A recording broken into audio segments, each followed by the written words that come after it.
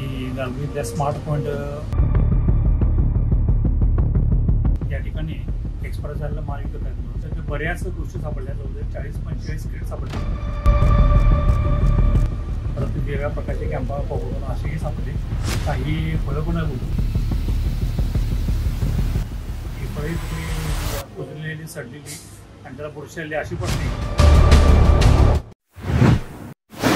ग्रामस्थ व ग्राहक मुस्तफा शेख यांच्या तक्रारीवरून गारगोटी येथील स्मार्ट पॉइंट या दुकानावर जिल्हा ग्राहक संरक्षण परिषदेच्या प्रतिनिधींसह महसूल प्रशासनाने संयुक्त धाड टाकत मुदत बाह्य शीतपेयांचा पंचनामा केला आहे.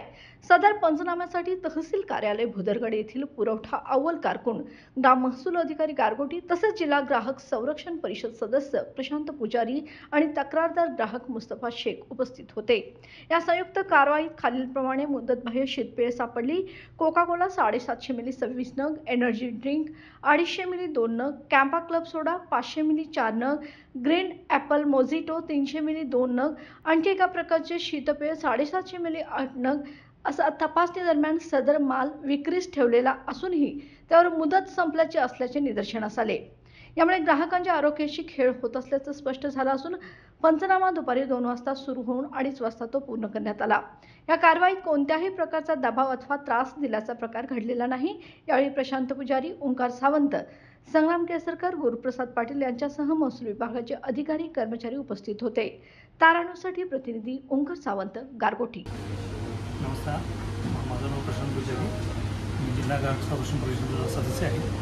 त्याचबरोबर अखिल भारतीय ग्राहक पंचायत मी कार्यरत आहे. माझ्याकडे आज सकाळी एक ग्राहक मुस्तफा शेख यांनी कंप्लेंट केली की गारगोटीतल्या स्मार्ट पॉईंट या ठिकाणी एक्सपायर झालेला माल विकत आहेत म्हणून. आम्ही प्रत्यक्षून बघितलं, खात्री केली तर खरोखर ते माल विकत होते. हा सगळा माल हा पेएबल आहे, पिण्यासाठी होता आणि तो ग्राहकांना खूप त्याचं हर्ट झाला असतं. म्हणून आम्ही सगळेजण तहसीलदार मॅडम यांच्याकडून तक्रार केली. त्यांच्याकडून आम्ही शासकीय अधिकारी कर्मचाऱ्यांची एक आम्ही तुकडी घेतली आणि स्मार्ट पॉईंटवर आम्ही 10 टाकली. तिथं पंचनामा केला. त्यानंतर ते बऱ्याच गोष्टी सापडल्या. जवळजवळ 40-45 क्रेट सापडले. परत वेगवेगळ्या प्रकारचे कॅम्पा पकडून असेही सापडले. काही फळं पण होती. ही फळे सगळी कुजलेली सडलेली आणि त्याला बुरशी आली अशी पण नाही. ती आम्ही सगळं सील दिली आहे. अशा प्रमाणात कारवाई झाली.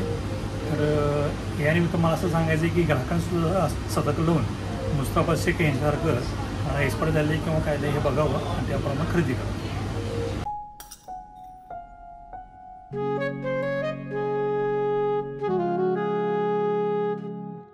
बाबा, आज येताना बासुंदी घेऊन या ना. अगं, कालच आपण आईचा वाढदिवस होता म्हणून आणली होती ना. ऐकलं, गोकुळची बासुंदी पुन्हा खावीशी वाटतेय.